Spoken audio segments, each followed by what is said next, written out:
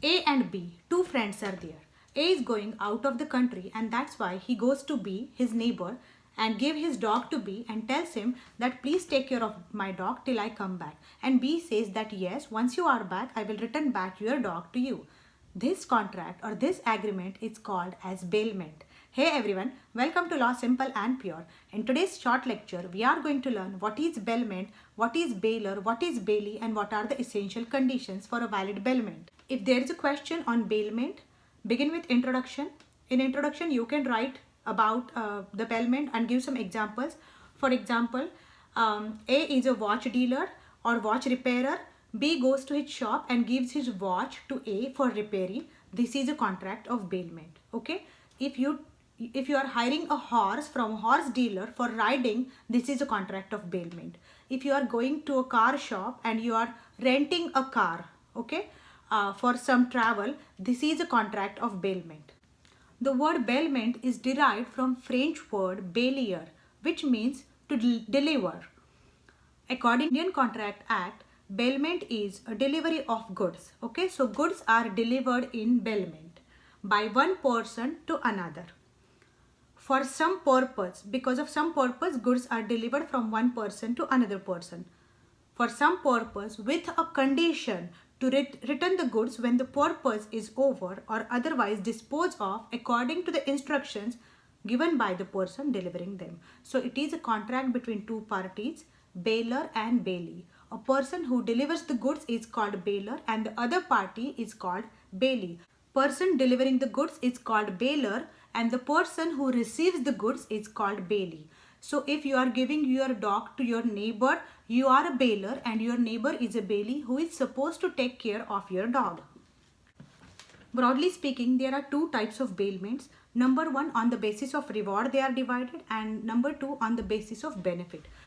On the basis of reward, there are two types of bailment, gratuitous bailment and non-gratuitous bailment. Gratuitous bailment is a bailment of goods without any charges or rewards. It means which is done for free. For example, A is a neighbor of B. A is going out of country, so A gives his dog to B to be taken care of, and B says you are not supposed to pay me anything. I'll just take care of your dog because I'm your friend. This is gratuitous bailment. Non-gratuitous means if A tells B that please take care of my dog, I will pay you the necessary expenses plus I will pay you certain sum of money for taking care of my dog. This is non-gratuitous bailment. So on the basis of reward, there are two types of bailment. Now on the basis of benefit, there are three types of bailment. Number one, bailment which is done for the exclusive benefit of the bailer. Okay, for example, A and B both are neighbors. Okay, A is going out of the country, so he goes to B and tells him, please take care of my horse, I'm going out of the country. And B says that I don't want any payment because you are my friend. So this is done for the exclusive benefit of the bailer. Number two, bailment which is done for the exclusive benefit of the bailee. Okay, for example, A and B are neighbors and B wants A's horse for riding and A tells him that you can use my horse for 3 months without any charges. Once you are done with it, please return back my horse to me. This is a bailment which is there for the exclusive benefit of the bailee. And number three, which is there for the mutual benefit of bailer and bailee. For example, A is going out of the country and he goes to B and tells him that please take care of my horse. I will pay you all the expenses plus award. So this benefits A, this benefits B also. So this is a bailment for mutual benefit of both the parties.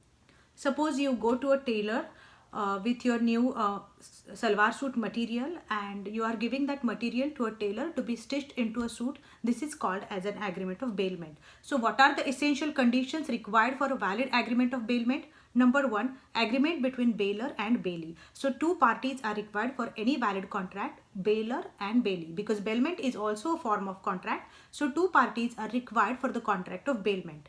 Number two, delivery of goods. Bailer must deliver the goods to the bailee. So if you are giving your clothes to be stitched to a tailor, you should deliver the cloth to your tailor. Number three, ownership will not change. In this case, just possession will be changed. So goods will be given to other party, but just the possession will change and owner will remain the same. Only movable goods are there in a bailment. Okay. Okay, so this is not applicable to immovable property. Movable things means which can be moved or which can be separated from earth before moving. Number 5, there should be some purpose. Okay, so if you are giving your dog to your neighbor, there is a purpose that you are traveling out of the country, right? And dog needs to be taken care of. So this is a purpose. So there should be a purpose in every bailment.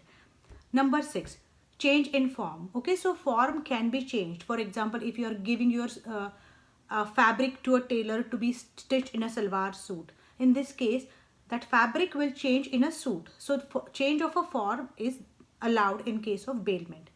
Last essential condition, goods must be returned by bailee to a bailer once the purpose is achieved. Once the suit is stitched, tailor has to return it to you.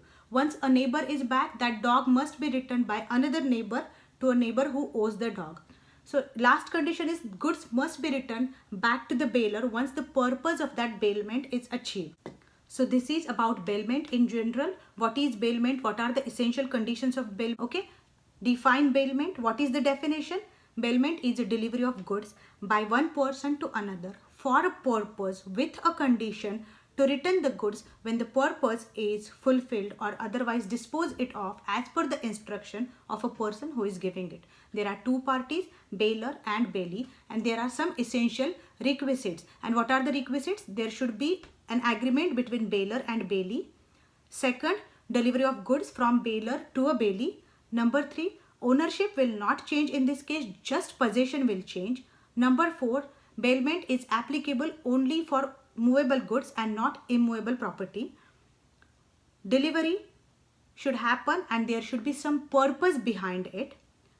Change in form is allowed in case of bailment if it is required, and goods must be returned back to the bailer once the purpose is achieved. So these are the essential conditions of bailment. Please provide illustration if not case law. So provide illustration like that dog must be returned, or if watch is given for repairing, that watch must be returned back. Okay, if a fabric is given to tailor for stitching, that fabric must be returned back and all. So provide illustrations. For getting good marks, you can provide case laws and illustrations. If both are provided, that is better. But if you do not know any case law, please provide illustration in the form of A or B or in the form of using some names, but provide illustrations. So that's it about nature and scope of bailment. In the next lecture, I will cover duties of bailer and bailee.